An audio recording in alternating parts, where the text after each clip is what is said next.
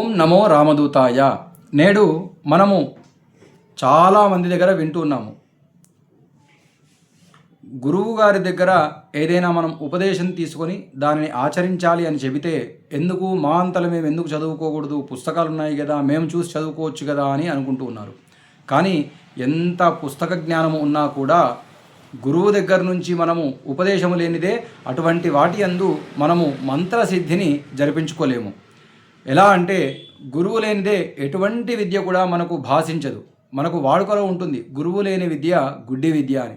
అట్లాగే అవాక్షరమనాయుష్యం నిస్వరం వ్యాధిపీడనం అక్షరం శస్త్రరూపేణ వజ్రం పతతి మస్తకే అని పాణినీయ శిక్షలో మనకు తెలుపబడింది.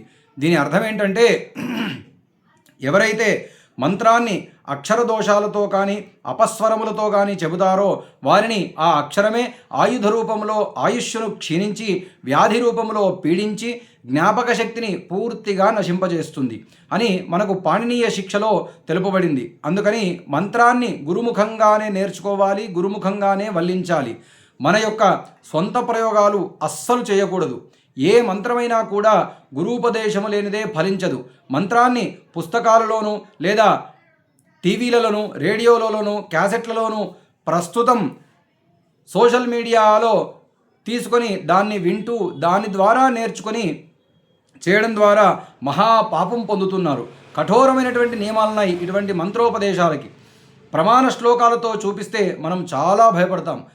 మనకి తొందరగా కోరిక తీరాలనేటువంటి ఆశ ఎక్కువగా ఉంటాయి.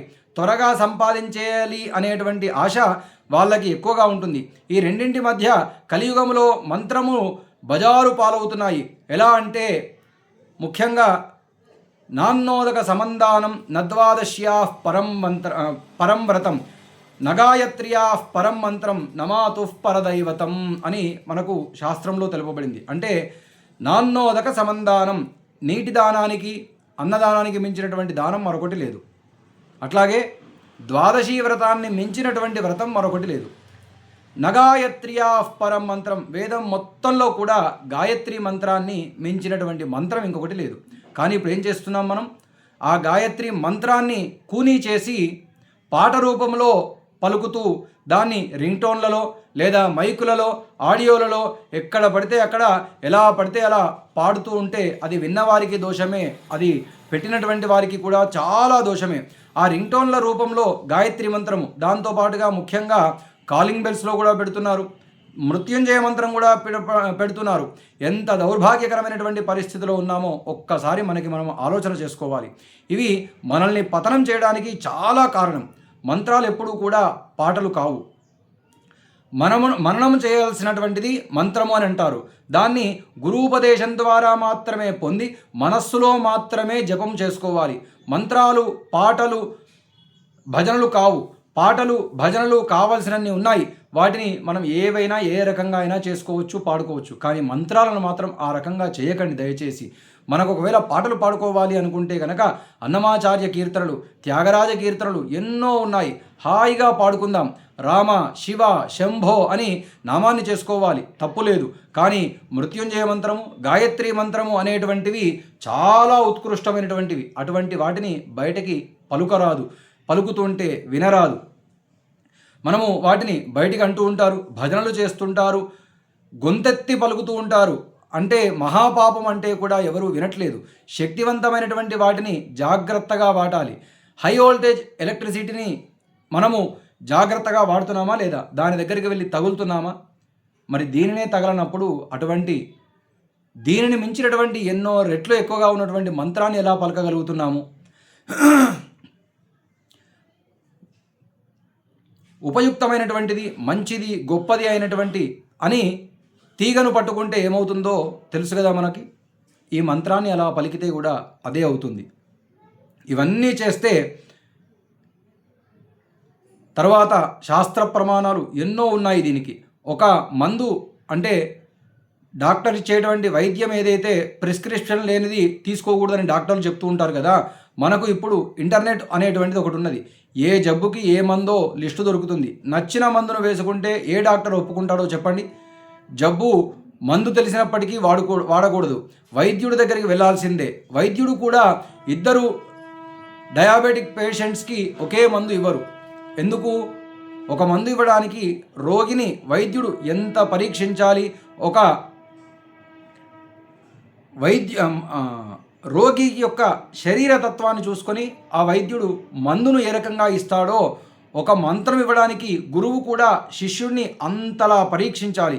పరీక్షించినటువంటి తర్వాతనే ఆ మంత్రము వాడికి యోగ్యకరమా, సిద్ధిస్తుందా లేదా అనేటువంటిది చూసి ఆ తర్వాత ఆ మంత్రాన్ని ఆ శిష్యుడికి గురువు ఇవ్వాలి.